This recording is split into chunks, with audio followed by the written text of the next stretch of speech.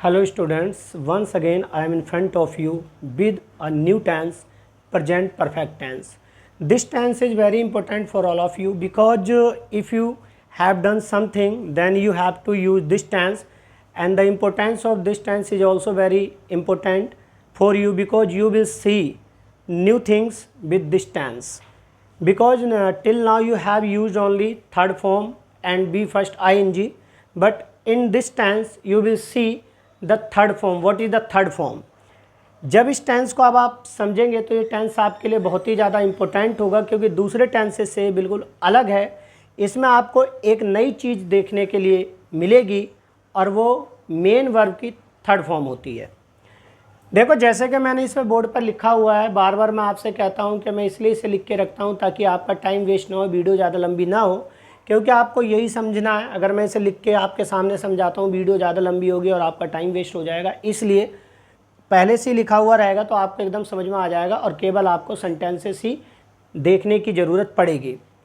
जैसे कि present perfect tense आप ऊपर लिखा हुआ देख सकते हैं. इसकी जो आइडेंटिटी होती है, सेंटेंस के लास्ट में चुका है, चुकी है, चुके हैं या आ है, ई है, ए है शब्द आते हैं. इसमें जो हेल्पिंग वर्ब, जैसे अब तक आपने इजमार किया था, वॉज वर्ब किया था, इसके साथ जो हेल्पिंग वर्ब है वो हैज और हैव है. इसमें ये आपकी हेल्पिंग वर्ब्स कहलाती हैं, हैज और हैव, और वर्ब की थर्ड फॉर्म यूज होती है. इसमें मैंने लिखा हुआ है नीचे की तरफ नोट करके, अगर आपका कोई सिंगुलर सब्जेक्ट है तो आप he, she, it, name and singular subject के साथ आप हैज का प्रयोग करेंगे और I, you, we, they and plural subject के साथ आपको हैव का यूज करना है. जैसे कि आप यहाँ लिखा हुआ देख सकते हैं, प्रेजेंट परफेक्ट का अफर्मेटिव सेंटेंस है, subject has have, B third object.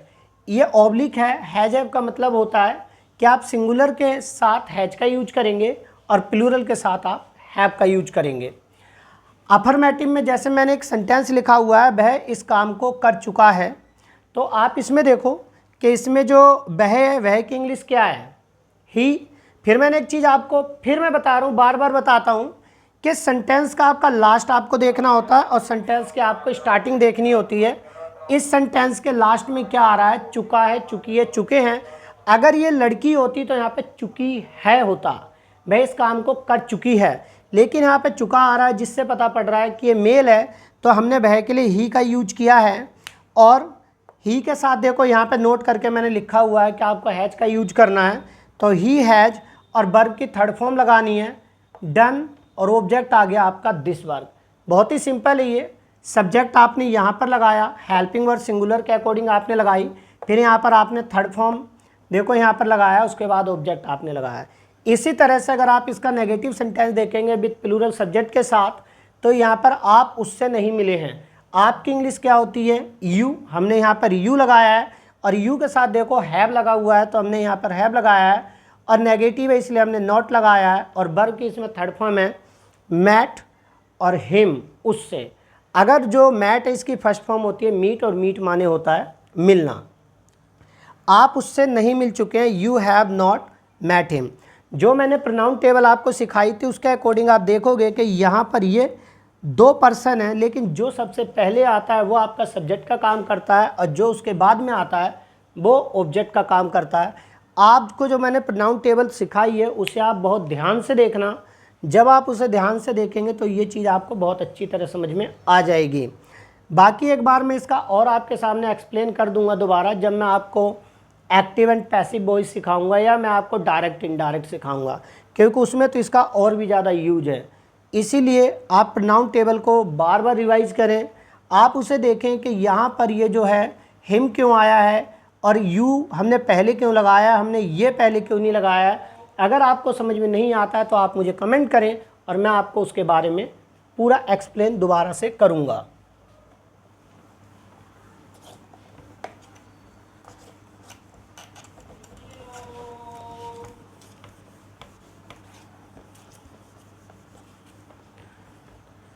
अब देखो, आपने अफर्मेटिव और नेगेटिव समझ लिया. अब हम इंट्रोगेटिव में आते हैं. इंट्रोगेटिव मैंने आपको कई बार बताया है कि अगर सेंटेंस के शुरू में क्या आता है तो जिसमें हेल्पिंग वर्ब है, हैज और हैव, आप उसे ही शुरू में लगा देंगे. और अगर कोई भी क्वेश्चन वर्ड आता है तो आपको क्वेश्चन वर्ड लगाना है, उसके बाद आपको हैज हैव लगाना है, जैसे कि आप पीछे के टेंसेस में करते हुए आए हैं. जैसे अगर मैं आपसे कहता हूं क्या वह यहां आ चुकी है, क्या वह यहां आ चुकी है। देखो इसमें क्या शुरू में आ रहा है और हमें क्या शुरू में आ रहा है, तो ये तो हमें पक्का पता पड़ गया कि हमें हैज या हैव लगाना है, लेकिन हमें लगाना क्या है, हैज लगाना है, हमें हैव लगाना है। इसके लिए आपको सब्जेक्ट देखना पड़ता है, सब्जेक्ट क्या है, वह। अब आपको पता पड़ गया कि हैव तो लगेगा नहीं, केवल हैज लगेगा, लेकिन अभी भी एक चीज़ बाकी है कि वह की इंग्लिश दो होती, जो इंग्लिश है दो है, ही भी है और सी भी है, और अगर थर्ड की बात करें तो दैट भी होता है। लेकिन आप जब सेंटेंस के लास्ट को देखेंगे चूंकि है आ रहा है तो आप समझ जाएंगे कि फीमेल है, इसलिए आपको यहाँ पर सी लगाना है। सी का साथ हम हैज़ लगाते हैं, हमने हैज पहले लगा दिया, हैज सी, क्या वह यहाँ आ चुकी है। इसमें मेन वर्ब क्या है, आना, और आने की थर्ड फॉर्म कम ही होती है, कम, केम, कम। हैज सी कम हेयर, हमने यहाँ के लिए हेयर लगाया है और हैज हमने सब्जेक्ट के अकॉर्डिंग लगाया है। हैज सी कम हेयर, क्या वह आ चुकी है। अगर हम क्वेश्चन वर्ड की बात करें, जैसे कि मैंने आपको रूल में लिखवाया हुआ है, वॉट, वैन, वाई, ईटीसी आपके क्वेश्चन वर्ड्स होते हैं। अगर ये क्वेश्चन वर्ड कोई भी बीच में आते हैं सेंटेंस के, तो आपको उन क्वेश्चन वर्ड्स को सेंटेंस के बिल्कुल शुरू में लगाना होता है। उसके बाद सब्जेक्ट के अकॉर्डिंग आपको हैज या हैव लगाना होता है, और उसके बाद आपको सब्जेक्ट, फिर उसके बाद मेन वर्ब और फिर उसके बाद ऑब्जेक्ट लगाना होता है। इसका भी एक एग्जांपल लेते हैं ताकि आपके अच्छी तरह क्लियर हो जाए।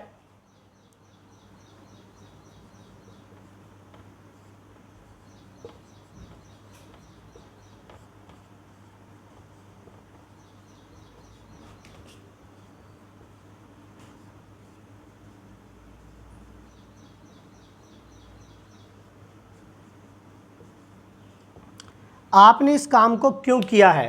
तो देखो मैंने आपको बोला था कि आपको जब भी आप कोई सेंटेंस बनाते हैं आपको दो तीन चीज़ें देखनी होती हैं। सबसे पहले कि आपने इस काम को क्यों किया है, तो आपको अच्छी तरह पता पड़ गया कि आपका सब्जेक्ट क्या है, यू। उसके बाद आपको देखना है कि लास्ट में क्या आ रहा है, किया है, आप काम को किया है, तो इसका मतलब कोई काम है और उस काम को आपने किया है, तो इसका मतलब करने की इंग्लिश होती है डू, और डू की थर्ड फॉर्म होती है डन। अब एक चीज़ इसमें आपको मैंने फिर बता रहा हूँ, देखो ये आपका क्वेश्चन वर्ड है, इसका मतलब कि आपको क्वेश्चन वर्ड पहले लगाना है। तो सबसे पहले हम क्वेश्चन वर्ड लगा देते हैं, आपने इस काम को क्यों किया है, क्योंकि इंग्लिश क्या होती है, वाई।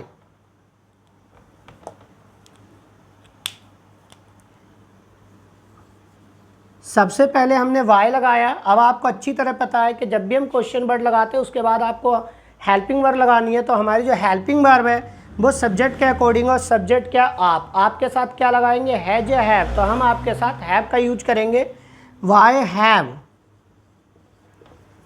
यू। अब करने की क्या होती है, डू, डू की थर्ड फॉर्म क्या होती है, done, Y have you done this work. आपने इस काम को क्यों किया है, देखो बहुत ही आसानी समझ में आ जाएगा अगर आप ध्यान से इस सेंटेंस को समझेंगे।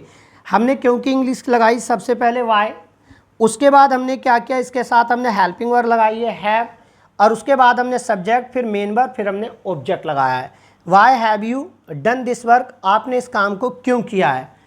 अगर आप ऐसे ही प्रैक्टिस करते रहेंगे तो मैं आपको गारंटी देता हूँ कि आपको टेंस सीखने में कोई भी प्रॉब्लम नहीं होगी। इसमें दो तीन चीज़ें होती हैं जो बस आपको सीखनी होती हैं, और सभी टेंसेस में एक जैसी चीज़ें होती हैं, बट जो मेन वर्ब होती है वो थोड़ी सी अलग होती है। किसी में वर्ब की फर्स्ट फॉर्म आती है, किसी में ऐसे आता है, किसी में थर्ड फॉर्म आती है। आने वाले टेंस में आप देखेंगे कि पास्ट सिंपल जब मैं आपको कराऊंगा तो उसमें वर्ब की सेकंड फॉर्म आएगी केवल अफर्मेटिव में, बाकी सब में उसमें वर्ब की फर्स्ट फॉर्म आती है। इसीलिए आप इसे बहुत ध्यान से करो, आपको मैं गारंटी देता हूँ कि आप एकदम इसे समझ जाएंगे। आपको कुछ नहीं करना है, जैसे मैंने यहाँ पर अभी नोट करके आपको लिखवाया हुआ था, अगर आपने उसे नहीं देखा वीडियो को पॉज करके उसे अपनी कॉपी में ज़रूर लिख लें ताकि आपको सीखने में कोई भी प्रॉब्लम नहीं हो। जैसे आपको सबसे पहले अफर्मेटिव सेंटेंस बनाने हैं, दोनों पर्सन को एक एक करके ले लो। जैसे उसने इस काम को कर लिया है, he has done this work, आपने इस काम को किया है, you have done this work. वह वहाँ नहीं गया, he has not gone there, आप वहाँ नहीं गए, you have not gone there. क्या वह यहाँ आ चुका है, हैज ही कम हेयर, क्या आप यहाँ आ चुके हैं? Have you come here? आपने इस काम को क्यों किया है? Why have you done this work? उसने आपसे बात क्यों की है? Why has he talked to you? इस तरह से जब आप इन सेंटेंसेस की प्रैक्टिस करेंगे तो मुझे अच्छी तरह पता है कि आप एकदम परफेक्ट हो जाएंगे। और अगर आपको कोई इसमें प्रॉब्लम होती है तो आप मुझे कमेंट करके ज़रूर बताएं, ताकि मैं आपको इन चीज़ों को दोबारा से सिखा सकूं। अगर आपको वीडियो पसंद आ रही है तो आप चैनल को सब्सक्राइब करें, लाइक करें और अपने दोस्तों के साथ भी शेयर करें। और जिन स्टूडेंट्स ने इस चैनल को सब्सक्राइब नहीं किया तो वो प्लीज़ इसे सब्सक्राइब कर लें if you want to improve your English. Thank you for watching this video.